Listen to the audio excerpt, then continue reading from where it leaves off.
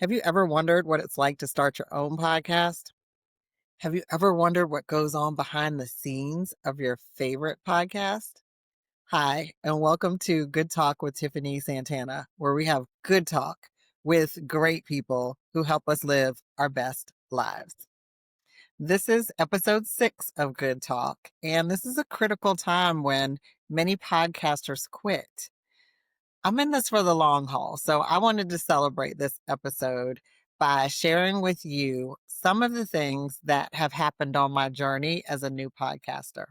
We're going to take a look at some clips from some of our guests in the first 5 episodes: Mark Christopher Lawrence, Loki Mulholland, Dr. Darius Daniels, Edwin Harris, and George Worrell. We're going to talk a little bit about some of the things that happened behind the scenes to actually get these episodes to fruition. And it was a lot in some cases. The first episode I ever recorded of Good Talk was with my friend, Mark Christopher Lawrence. He's an actor, comedian, producer, writer, and you may have seen him on hit shows like NBC's Chuck or on BET's All the Queen's Men. Or you may have seen him in movies like The Pursuit of Happiness with Will Smith or Terminator 2. One of my favorite places to see him is on stage doing stand-up.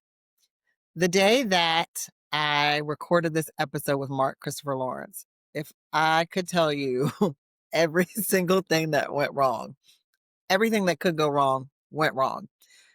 Me, the communicator extraordinaire, confident communication coach, had a communication snafu with my friend Mark, and I mixed up the day that he was supposed to come and record. He was in from California, from the West Coast, for one day to do a charity event. And so in his kindness, he said, "Hey, I know you're doing your podcast. I'm in town. Let's shoot it." And I got my days mixed up, had a place ready so we could record, had everything together, and messed up the day. So I had to scramble really quickly to resecure the place. I didn't have any of my equipment ready, but we got to the location to get everything recorded. And we were trying to set things up. We were fumbling because it was our first time using a lot of the equipment. And we got all ready, all set up, lights, camera, action. And I got about 7 minutes into recording and my batteries went out in my cameras. And so I said, the show must go on. So my husband recorded the last half, the majority of the episode on his cell phone. I recorded audio on my phone. And Mark, in his grace for us, I'm so really, really thankful to him. He was so kind and so patient as we got ourselves together. But one thing that was still a huge success was the conversation. I had such a good time talking to Mark. I think he had such beautiful wisdom to share with us. And I really loved talking about his journey in show business and how he's kept his faith all the time and how that has benefited him in show business. Here are some clips from this episode that I loved, called How to Take a Leap of Faith Without Fear, featuring Mark Christopher Lawrence. Enjoy this clip and make sure that you go back and watch the full episode so you can see all the places where we were making lemonade out of lemons. How can people, this is probably a really challenging era and time for some people. Mm-hmm. What advice would you give to people to help them to find joy and laughter again when life gets heavy? I'll tell you what I did when I felt like my life was falling apart, and I was probably the cause of it. I got on my knees. I got in the Word, and I prayed that God would restore my joy. And then and it took a minute, because there was work to do. But that prayer, I think the song says prayer will move it. Mm-hmm. And it does. So pray and focus on other stuff. Don't focus on the thing that's dragging you down. Focus on where you're trying to go. That's so good. And that's what I did. That's so good. My pastor always says prayer changes things, but prayer also changes us. Yeah. And I think that's really the thing, is asking God, work on me. Because one thing you said I thought was really interesting is you felt like your life was falling apart because of the things that you were doing, because of the choices that you made, not necessarily life was happening to you. Right. So in those moments, did you understand grace better?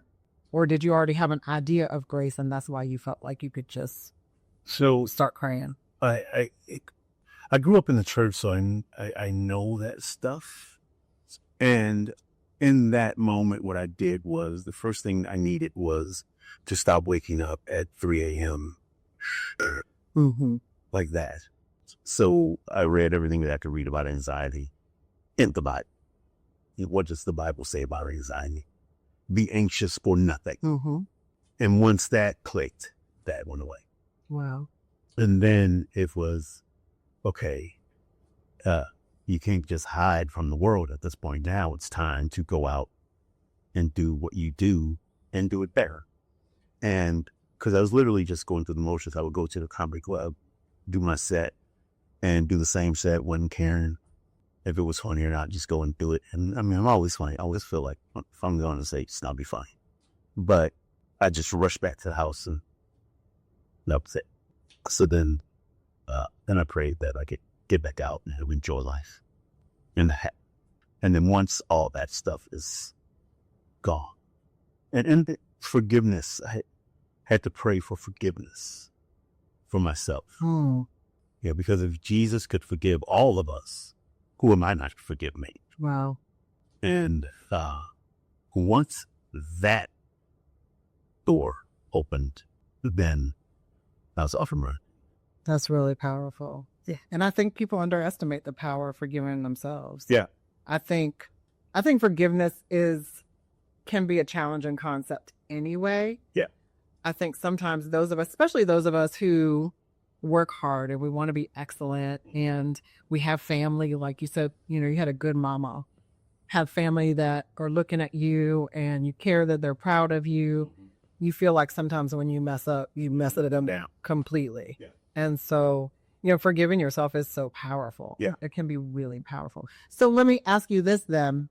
How did you get to the point where you felt like it was okay to forgive yourself? What made you know that you had to forgive yourself in order to move forward? Just reading the word. Yeah. And one morning, one thing that I always pray, and I pray it today, even this morning, I prayed, let me hear you clearly. And one morning, I was laying in bed, hadn't even opened my Bible yet. Just opened my eyes and laying there. And then something said, open your Bible. And I opened the Bible, and first thing I saw was about forgiveness. You must forgive. And that includes you too. Yeah. Including yourself. And that turned the switch for me. Wow. That's really powerful. The comedy side was Mrs. Schilling introduced me to a guy, Perry Brents, who he coached me for one of my speeches that I was taking to the national tournament. And he said, you're funny. You should do comedy. I'm like, oh, nobody know comedy? What you talking about? And so he was producing a show called Evening of Soul at USC. And during that period of time, he says, I have this show, and it's going to be at Roosevelt Junior High. It's basically the same Evening of Soul show. I will be coming to do 3 minutes. So me and my friend Lennon sort of put together 3 minutes for me. We didn't really know what I was doing, but I was funny. And then Lennon said, well, we should go to the Comedy Store. And so he and I actually started doing stuff together. And then one night I decided I'm going to go and do by myself one night. So Louis Anderson, I came off stage, and Louis Anderson said, hey, you got something here. That was 1981, my first time on stage at Comedy Store in Hunt. Wow. That's right. Wow. So you were, 17 years old? Just that. Wow. That's spectacular. How was your mom with you doing comedy at 17? Because you had to be in the clubs. I was the baby of the family, so by the time I came along, she was tired. She said, look, just don't go out there and kill. If you get in trouble and end up in jail, tell them you ain't got no mama. That's right. And, that kept me on the straight and narrow.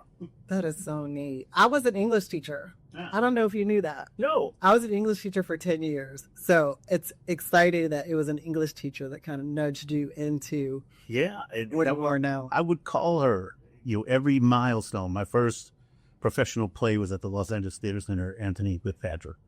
I called her and said, hey, I'm going to play at the Los Angeles Theater Center. It's Shakespeare. And she started crying. Oh, I'm sure. And then my first TV show, first audition, Hill Street Blues. It's on the machine before I get back home. I call her, she cried. Hey, every time, first series, I booked a series with Sammy Davis Jr. And we never actually shot it because he broke his hip. But as soon as I got it, I called her. She cried. And then when I finally got on the show that was on the air, it was George Winshaw. I called her, she cried. But just, just the love that she had for her students and the way she sort of nurtured me. She said to me one day, she said, you are good at this. She said, so, stop playing around. Let's do work. And I got very good at it and got a scholarship. I love that so much. Yeah. There's nothing like good teachers. Good teachers can totally change the trajectory of your life. My guest for episode 2 was Loki Mulholland. He is an Emmy-winning filmmaker, an author, a speaker, and he's the son of civil rights icon Joan Trumpauer Mulholland. His work has received over 60 awards, including 20 Best Documentary Awards. And his films have been shown on Showtime, on PBS, and on Amazon. I first found Loki on Instagram wearing gear from his fraternity, Omega Psi Phi. And to be honest, the first time I saw him, I was like, who is this white guy wearing Omega Psi Phi gear? But as I continued to scroll, because I was intrigued, I saw that his content was largely about Black history and about civil rights, and especially about his dear mom, Ms. Joan Trumpauer Mulholland, who was a civil rights activist throughout her life, but especially in the 60s. And she was one of the freedom riders who was arrested in Mississippi for the civil rights activities that they were doing down there. When I decided to start filming episodes of the podcast, I thought Loki would be a fantastic guest to have. And I thought that we could have a really interesting conversation. I knew he was based in Virginia, which is my home state. And so I just reached out. I took a chance and reached out to him. And he graciously accepted my invitation to my new untested podcast. And we did have a fantastic conversation. We had such a good rapport and such a good conversation that we actually had to cut short our conversation. And we agreed that we'd come back together and record another episode. But what I loved about talking to Loki and recording this episode was that he's such a wealth of knowledge of our history, especially Black history, especially race relations in the United States. And he has such good insight. And I love that he was willing to have very real, very raw, very honest conversations about race and race relations and civil rights. And it's just what we need right now. So, Loki, thank you for being a guest. I'm excited to see you back. And I want you all to take a look at these clips. I want you to go back and watch the full episode. His episode is called The Uncomfortable Truth About Race and What to Do Next with Loki Mulholland. Go back, watch it. Let me know what you think about the episode. I know you get asked this question quite a bit, but what was life like for you growing up with a civil rights icon? Well, it's mom, first and foremost. Yeah. I jokingly say that, that whole nonviolence thing ended when she had children because, she was really good at spanking us and stuff. But to be fair, she was raising 5 boys as a single mom. Wow. Right. And there was only 4 years and 3 months that separated the oldest from the youngest because I have an identical twin. That's a lot. Yeah. But she was, there's a reason why she was so tough. She'd been there and done it all. But it's for most of it, it was just life. And we had civil rights people come to the house, and those were just her friends, our college friends and stuff back in the day. And she would take us to different events and things. But it wasn't something that was necessarily like, we'd sit down every week and talk about Black history or or the civil rights movement. But there was this, reflecting on it now, the way she lived her life conveyed to us, and the things that she, tried to teach us without even saying it. It was just more about living it. And so, as I said, in the film, not the Uncomfortable Truth, An Ordinary Hero, about my mom and the student movement, I opened with, my mother never told us the stories. All we ever knew were the pictures, right? Which was true, because she'd had these scrapbooks, and she was, famous for keeping these scrapbooks during the civil rights movement, even, that she would pull out, newspaper articles and so forth. And there was even an incident where someone would call. It was Julian Bonds at the SNCC office in Atlanta about, who was where, and do we have, information on this, that, and this. And he says, well, if we don't have it, call Joan over at Tougaloo. Right. And if she doesn't have it, no one has it. Right. And at the 50th, I think it was about the 50th or so of the SNCC reunion, it was a little earlier, but she brought out these scrapbooks. And people were just like, these SNCC folks that had joked with her about having them all those years back in college were like, oh my gosh, we can't believe you kept all this. Yeah. Right. But we'd see those pictures. And that was just mom in high school or in college. It just happened to be that she was sitting at a lunch counter. Right. And you'd see things, we'd focus in on things like her eyeglasses, or that ice cream was 9 cents. Right. That was just mom. And did you have an awareness of the significance of what she had done and what she was doing throughout her life? No, not really. I think we knew that the photo, particularly the lunch counter photo, because the Freedom Rider mugshot, they took the photos and they buried them for years, me in Mississippi. Those weren't released until years later. But definitely the lunch counter we knew that was significant in some fashion. We just didn't know how until we were in high school and the new history books came out, and there was her photo. Wow. Why is mom in a history book? Right. And so I think that, for me in particular, began that journey of really understanding like what was going on. And I remember I did a summer semester at University of North Dakota with John Salter. So Professor Salter is sitting there with my mom at the lunch counter with that famous photo with Annie Moody, my mom, and Professor Salter. So my mom and I both had been taught by Professor Salter. I remember being there summer semester, and sure enough, he is talking about the civil rights movement and then introduces me to the class because of my mom. And that was the first time that ever happened. Mm-hmm. I was like, oh, man. But when we did An Ordinary Hero, every time I would ask somebody if they would do an interview, they said, for Joan, anything. Wow. I was like, really? I was like, what does that even mean? And that's when I really started to understand the depth of what she did. I still don't fully comprehend it. I mean, what her and her friends did is just remarkable to think of, the courage they had, the courage of their convictions. It blows my mind. People will stop, on a subway or on the streets or whatever, and tears, screaming in their faces that they meet my mom. Yeah. And thank her for what she did.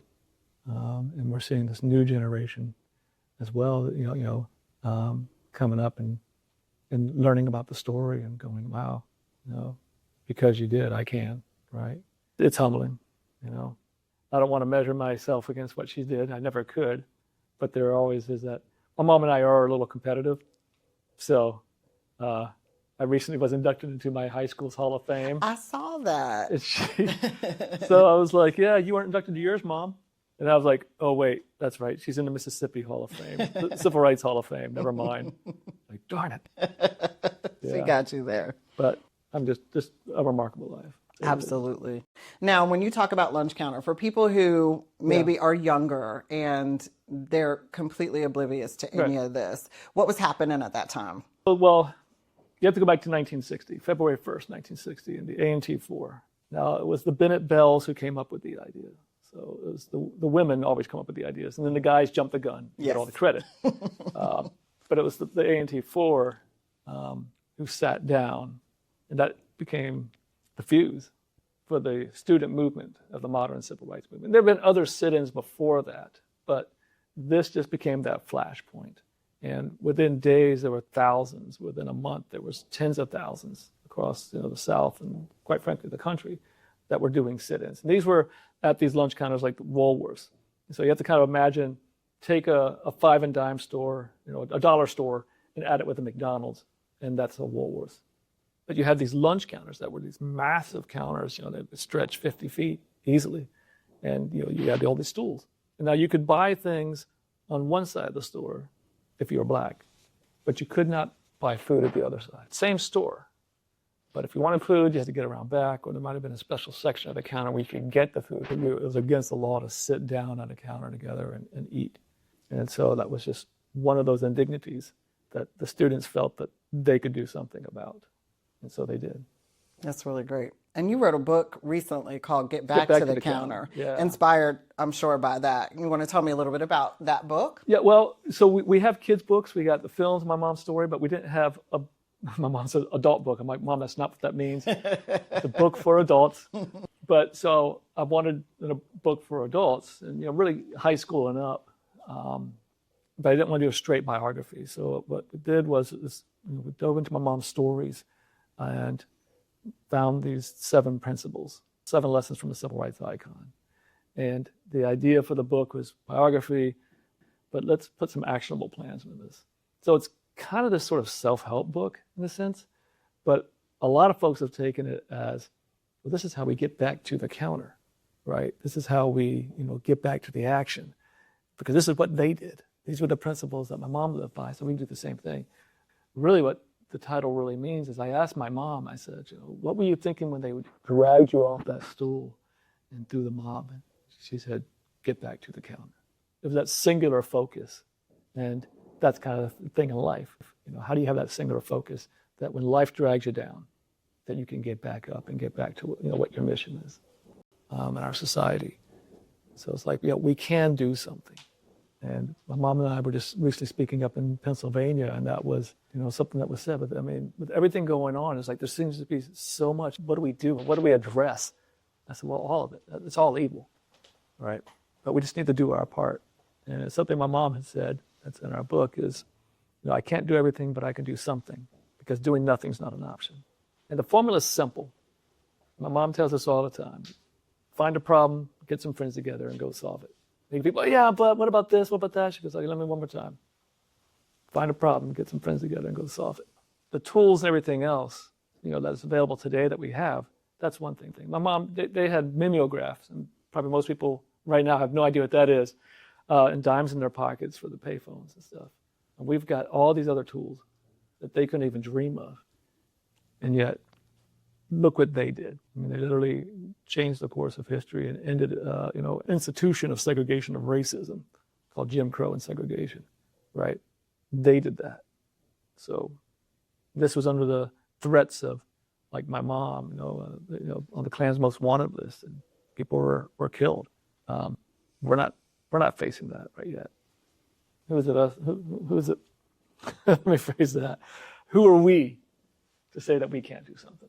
And right. I think how you phrase it and how your mom phrases it is find a problem. Right. And I think for those of us who have big hearts and we want to solve everything and help everybody, that can be overwhelming. But when you drill it down to find a problem, get some people rallied around that, fix that thing, then you can move on to the next thing. And we don't know how solving that one problem will have a dramatic, multiplying effect. Well, there's a saying, bloom where you're planted. Yes. Right. So, I mean, Greensboro did not change Atlanta.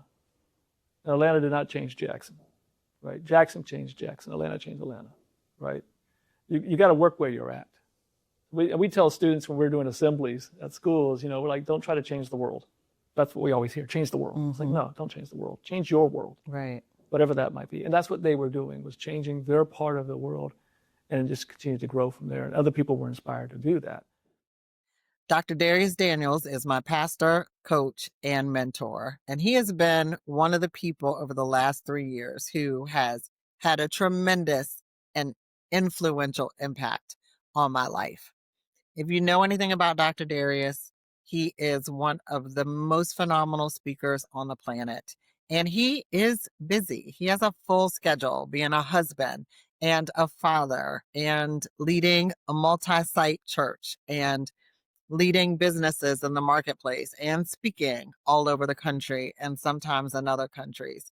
So, if Dr. Darius had declined my invitation to be on my new untested podcast, I would have completely understood, but I was ecstatic when he gave me a yes. Y'all, just like with my first episode, everything that could go wrong on the day of this recording went wrong. I actually rented a space to do this virtual podcast. And I rented one of those shared office spaces because I wanted good, strong internet. I didn't want any disruptions because I knew we had a limited time to get this thing cut and get it done right. And when I showed up at the office building to use my office that I rented, it was locked and there was no one there to unlock the door. So we made a quick pivot, and the owner of the building allowed me to use a conference room, which actually ended up being a better place. God always knows what he's doing because the backdrop was a window. And unbeknownst to me, Dr. Darius's backdrop was going to be almost like a window scene. And so it looked like our scenery was mirroring each other. So that actually worked out really well. The other thing was I forgot my lighting. I had a light, but I forgot my tripod. So I had to do a makeshift light situation to make sure that I had good lighting. And so I was a little freaked out before we started recording, and I had to bring myself down so that I could get this thing done. But as you could see, the conversation went really well, and I was really put at ease. And it was just a great, great conversation. So I'm very thankful to Dr. Darius Daniels for sharing about his life and about work and ministry and his upbringing with his father and his family. I want you all to go back and check out this episode if you haven't. It is inspiring, it is very helpful, and it is something that I'm really proud of. And I'm thankful to my pastor, coach, and mentor for giving me a shot by being a guest on my podcast. I'm forever grateful for Dr. Darius Daniels, who gave his time to be on my podcast and who trusted me to create a good product. And so I'm very thankful for that. I want you to check out the full episode. His episode was called You're Not Weird, You're Called. Walking in Greatness with Dr. Darius Daniels. It is inspiring and it really helps us to make sure that we embrace the ways that we're different and walk in that and be effective in the earth. So check out that episode. And also, I want to remind you that each episode has with it a good talk takeaway guide. So if you go in the show notes under the video, you'll find a link where you can download the good talk takeaway guide that's unique to each episode. And it's just bonus content that will help you to further enjoy and dig deeper into some of the things that are discussed in the podcast. So enjoy these clips from You're Not Weird, You're Called. You grew up in Kilmichael, Mississippi. Mm-hmm. What about your childhood and your community made it easy for you to lean into your uniqueness in this season? I'm gonna say because it was such a I mean, I only grew up in that town, right? So I can't speak for all towns, but with that town, it was really small, and so it's like one of those towns where everybody knows everybody. So there wasn't a lot to do recreationally. I mean, you think about it. You got a town. I think when I grew up, there was 800 people in the town. I think it's a little less than 500 now. So like my high school graduating class was 30 something people. My high school graduating class was 500 people. Yeah. That's crazy. Yeah, that's my whole town. So, anyway, I feel like it was just a highly relational town. So because you didn't have a lot to do recreationally, you just did everything relationally. You just kind of hung out with people. I mean, it wasn't a lot of places to go, right? So you go over to your friend's house, your friend come over to your house. We had a community center, so almost everything was done at the community center. So when I grew up in an era where people do talent shows, like now talent shows are on TV, right? Like American Idol and things of that particular nature. Like we had talent shows in the community center. And so like we would, I mean, We just kind of did everything together. So to answer your question, here's what I feel like that added to me. It added to me a sense of like acceptance. So even though I knew I was different than some, I never felt, or I didn't feel, generally speaking, I didn't feel unaccepted because it was such a highly relational town. And I'm not gonna say it felt like family, but it felt like really close. It really did. Like it felt really close. And so there was this camaraderie that I felt like was very unique to at least a small town like that. And I didn't, even though it was small, because I don't know, I felt accepted. I don't think it that contributed to any sort of like imposter syndrome the way people might think it would. They may think like, man, coming from a small town, and then maybe if you step into some larger spaces, you're going to be struggling with imposter syndrome a bit. But for me, that wasn't the case because I felt known, I felt loved, I felt accepted. And so I had a strong sense of self growing up in a community like that. And then I think it was like concretized even more because of my father and how he built belief into me from a very young age. And and so I think when you can kind of combine those two realities, um, I think both of those contributed to me in very important and very significant ways. Yeah, I feel like my dad just kind of normalized optimization for me. It is, hey, if God has given you, and so, you know, let's say if it was someone else and he didn't, whatever their potential was, he held you to that. Like he wouldn't hold my sister to my potential, and he wouldn't hold me to my sister's potential.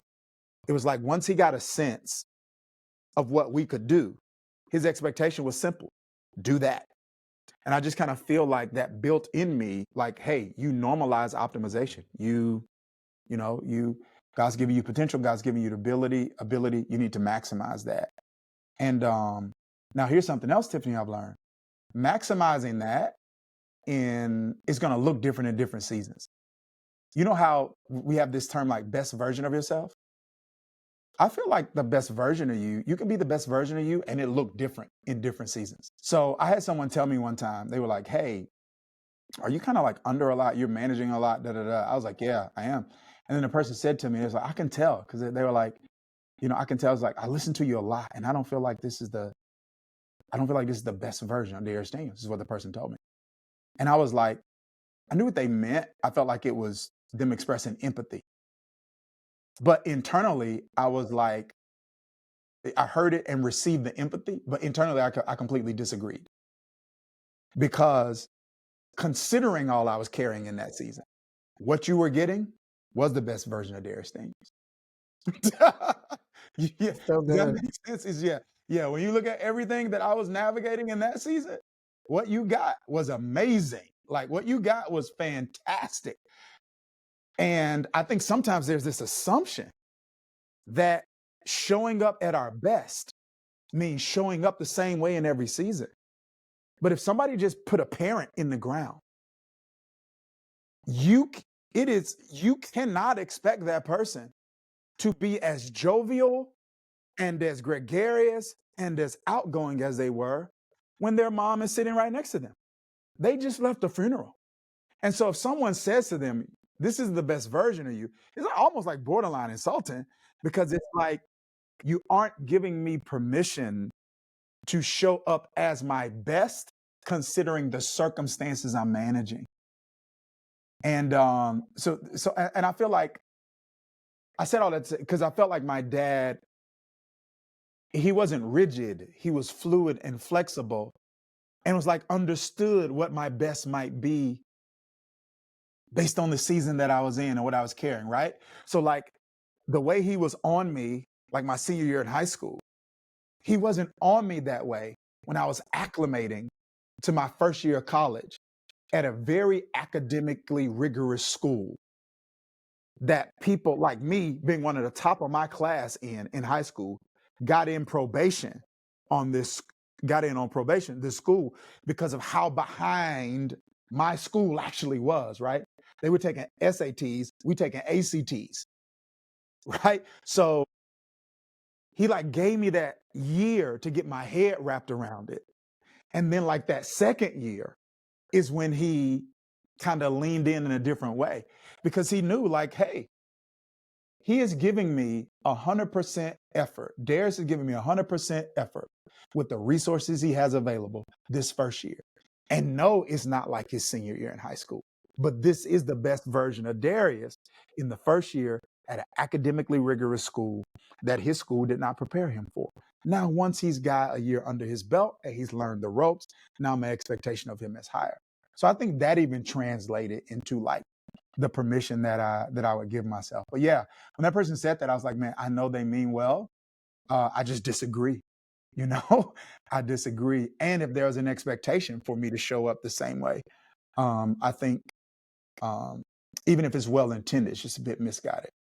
That's so good. I bet that gets a lot of people free, because I think we do look at our seasons of life, especially when we've had a long stretch of, in our eyes, what we see as winning or success or the pinnacle. And then life changes and evolves, good or bad. And then we have to recalibrate what that looks like in any season, knowing that you have the freedom to say, I'm doing the best I can in this season under these circumstances for this purpose is just, I mean, that's so freeing, because especially if you're a high achiever, high achievers do not cut themselves slack. And so learning how to say, you know, I'm still a high achiever, but I'm achieving in a different way in this season. Achievement might be this bar for this season with all this going on, instead of being up here. So, wow, that's really good to consider. 100%. Really good. Like people feel like people will use that as an excuse when high achievers don't use excuses. So That's you right. have to know within yourself that, hey, this is not an excuse. I'm not using my circumstance as an excuse. My circumstance is my reality. So someone else might use it as an excuse, but you got to know internally, I'm not using this as an excuse. And considering the circumstances I'm dealing with and the resources I have available, whether that's mental resources or spiritual resources or emotional resources, it's just the best version of Darius Daniels. And Darius Daniels is going to lay down and sleep at night, knowing what you got today was the best version of Darius Daniels, even if it wasn't the version of Darius Daniels that you think was at its best. Good. So good. Thank you so much. That's really amazing. All right. So, knowing that you are a little different and leaning into that, how do you think in this season, especially, because you said it's been maybe 10 years that you've just gotten into your stride of really being okay with being different? How has that shaped your leadership and your work in ministry and work in marketplace? Like, just understanding that you are an anomaly in these spaces. Yeah, I feel like understanding, and this kind of goes back to like 10 years ago when I really started, because it was around that time that I started sensing the burden and the calling to impact other people the way he impacted me. And so that was just so not in vogue for those in pastoral ministry, especially 10 years ago. Right. So even to even broach the term coach 10 years ago, I mean, like now it's probably a little more accepted, but 10 years ago, 11 years ago, it was like, who, what? It was almost perceived as not being all in. And as I tried to articulate what I was feeling and this like calling and this prompting to impact others in a different way, like just beyond conventional church leadership, there were people who meant well, but it was so far out of their paradigm and construct for ministry. Even there were things that they said that were not helpful, even though their hearts were in the right place. You know what I mean? Like what?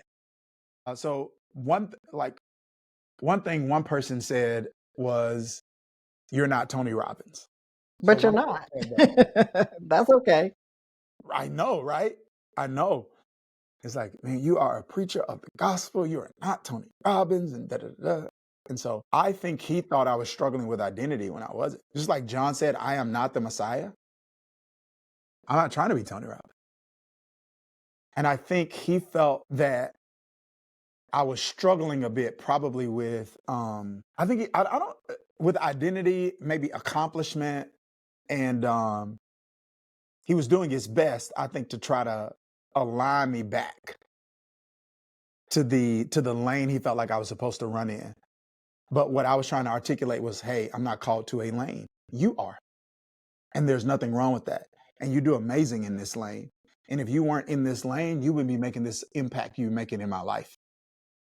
But everybody you're impacting isn't called to a lane. Some of us are called to lanes. And so that was one. And then there was, there would be other things that people would say that wouldn't be, I don't think any of it was ill-intended, but just unhelpful. Like, oh yeah, you're trying to do all that other stuff, but see me over here, I'm a real pastor. And this like, I'm a real one too. you know, you know? I'm a real one too. And if Jesus says, if you know a tree by the fruit it bears, there's fruit that kind of substantiates that. And so I felt like that those kind of things, particularly from influential voices, really kind of made that transition a lot, or made that discernment period a lot more complicated for me. But anyway, I can imagine that. yeah, You yeah. know, I think I had to have the courage to just do it. So you talk about how it shaped what I do. It's like I feel like once I had the courage just to do it, then I had the courage to do it my way. I think a lot of times people aren't struggling with their identity or even their calling. For those of us who have an uncommon one, we're struggling with the desire to feel normal. And once you kind of get honest about normal, you don't struggle with that desire anymore. I mean, you still may have the desire to be understood, but once you get real about normal, you realize there's nothing about normal I want. I do not want to be a normal believer because that ain't working.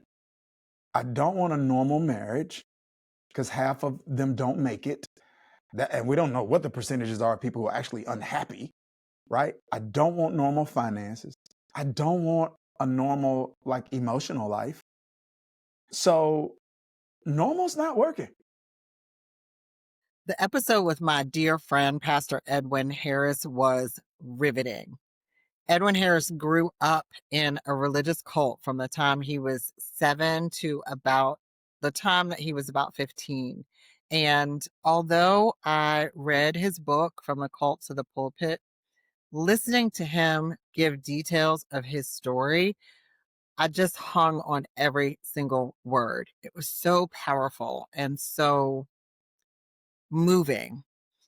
And one of the things I really enjoyed about this episode was hearing how, although Pastor Edwin had been through such dark abuse, he still found his way to a real relationship with Jesus. And not only that, he became a pastor himself. He's still pastoring and caring for people and using the pain that he went through and turning it into purpose, making him a real and true shepherd of people. This episode is inspiring. It is hopeful, and it is just one of my favorite talks that I've had so far. Check out these clips. Make sure to go back and watch the full episode of From the Cult to the Pulpit, Surviving Religious Abuse and Finding the Real Jesus with Pastor Edwin Harris. You will love this episode.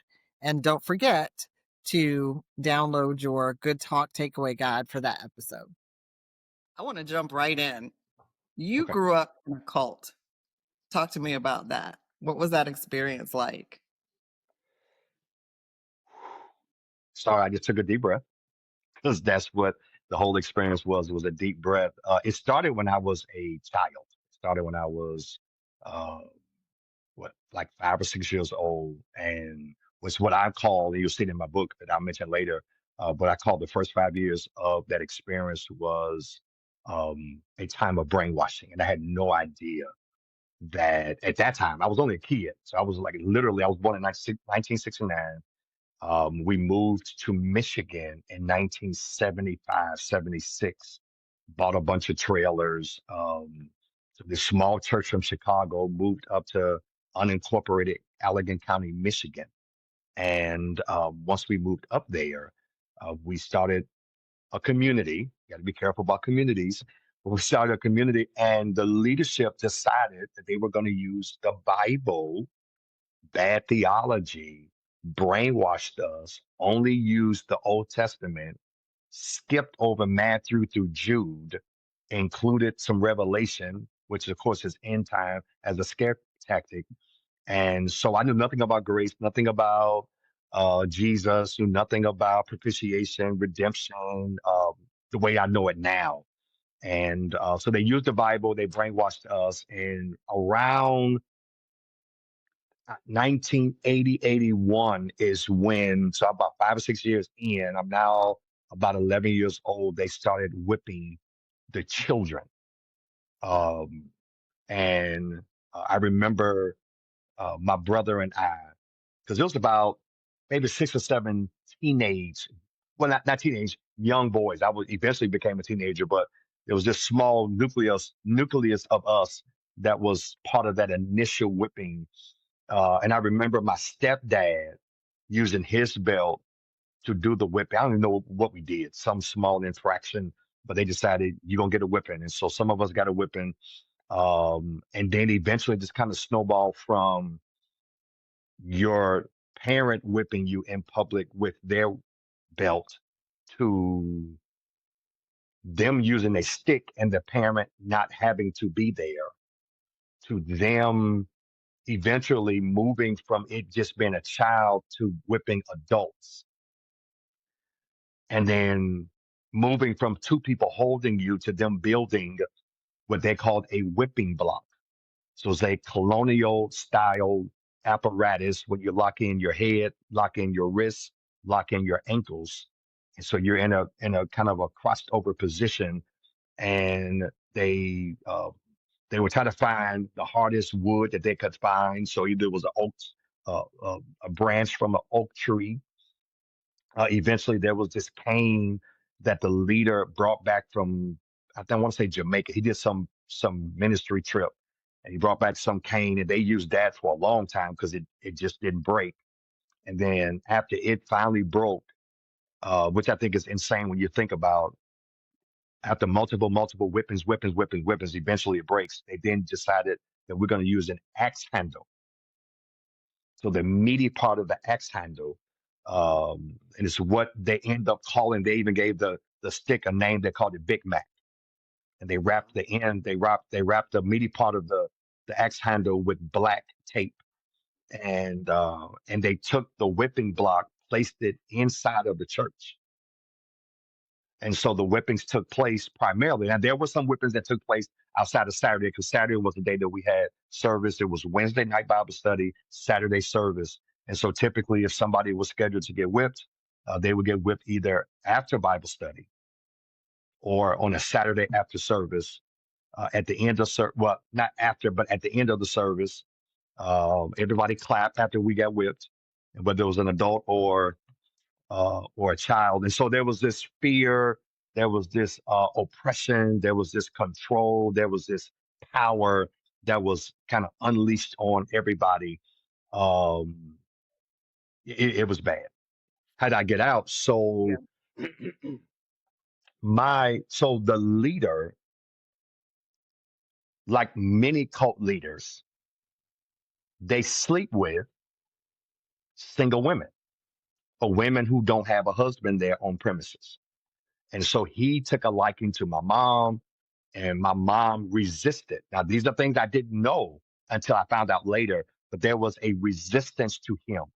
All I remember was all of a sudden he was calling me a bad boy. All of a sudden there was this anger towards her children, but I didn't know why.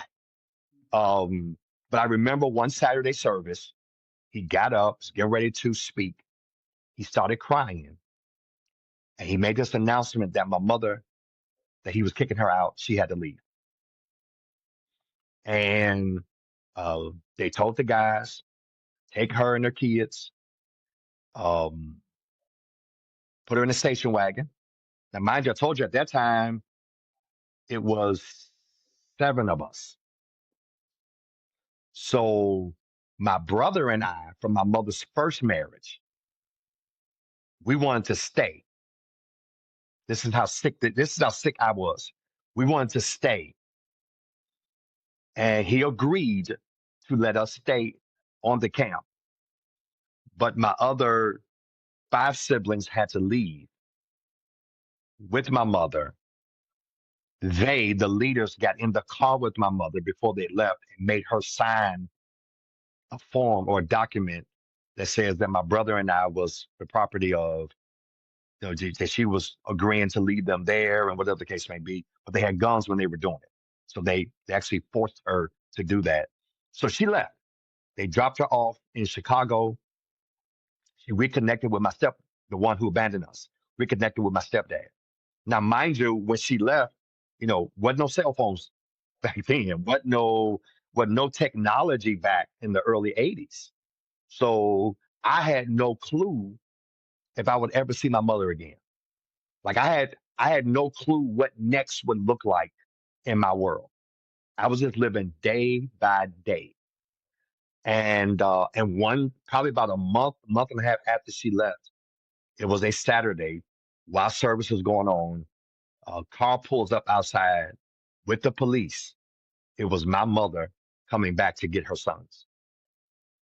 And she came back. I don't know the exact date, but I was saying maybe May of, because it wasn't that cold out. It was kind of starting to be nice with the weather. So around May of 1983, she came back to get my brother and I.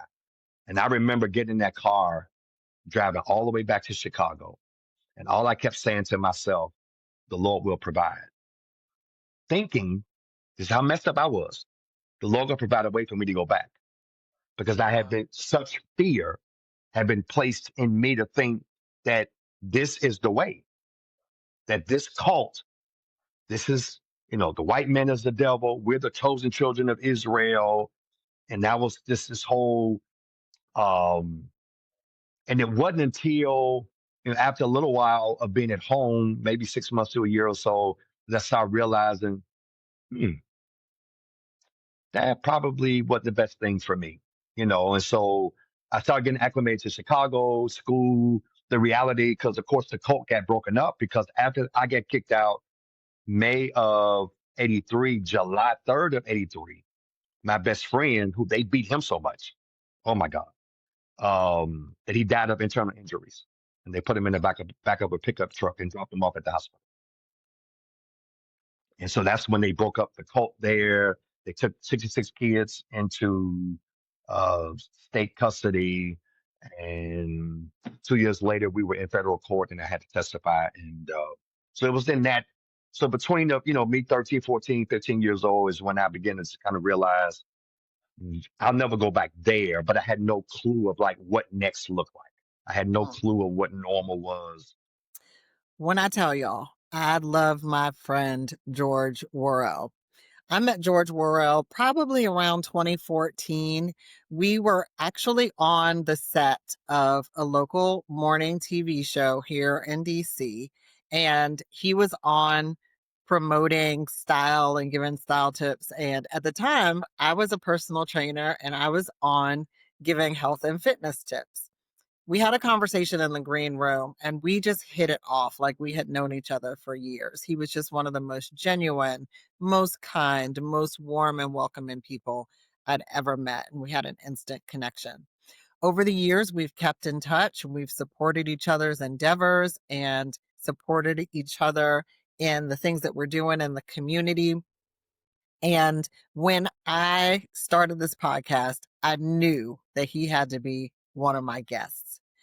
In this episode, George gives such rich advice on how to build and guard your inner circle, how to build your own table, even if no one invites you to theirs, and how to sit with yourself to discover your passions and your purpose. I just felt that I couldn't do anything else. I, there was a show called The Actors Studio, James Lipton, and I'm not an actor, but I think that I'm in the arts, and between fashion and lifestyle and those kinds of things. But if you'll hear most people when they're talking about artistry and different things like that, they will say, I couldn't see doing anything else. Like you'll do things to fund your dreams. Like I moved to New York and I knew that I needed to have my days and mornings off so that I could go and do radio and TV. So I took a job at Marshall's overnight stocking shelves. And so, yes, you fund your dreams, but you have in your mind, you're doing it for the dream and that this is temporary. So that kind of helped somewhat. You, what does it mean for you to be a path maker? You know, honestly, I've never thought about it in that way. What I know is that the things that I loved, when I finally found the things that I loved and felt were good at, the passions, the opportunities for me were not there, right? Or someone else would see your talent, utilize it. I wasn't in the position mentally to have that faith in myself to say that I could do it and would do it, right? Yeah. And so many years after that, then I thought, you know, if the years that you're going on to do TV and radio, like I would do these guest spots and they would, but nobody would hire me. So I was like, okay, then I need to create my own. And I never gave it a second thought. And that's also the belief in myself, because many times I had to believe in myself still to today when others don't.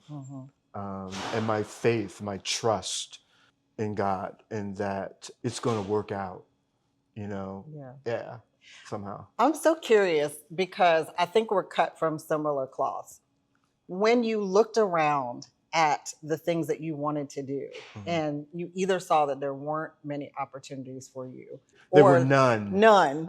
What made you keep going? What made you say, I still love this, I still want to do it, I'm going to keep going? But you know what? Also, too, everything that has been something that has been hard has made me strong. Yes. You know, where I would, you know, you just rebound, you just figure it out. What's next? But also, too, that circle that you have around you, you have to be very, very mindful of who is around you and why. Absolutely. Family or foe. Absolutely. And that's a learning curve, you know, discernment. My grandmother used to call it your first mind. Your first mind, your gut will never, ever lead you wrong. Where I've gone wrong is when I've second guessed myself. My mind said, don't go that way. And then the second, oh, you know what? I think I am going to go that way. And then something happens. But I had that warning. But, you know. That's so good. My pastor, who's also my coach, Okay. wrote a book called Relational Intelligence.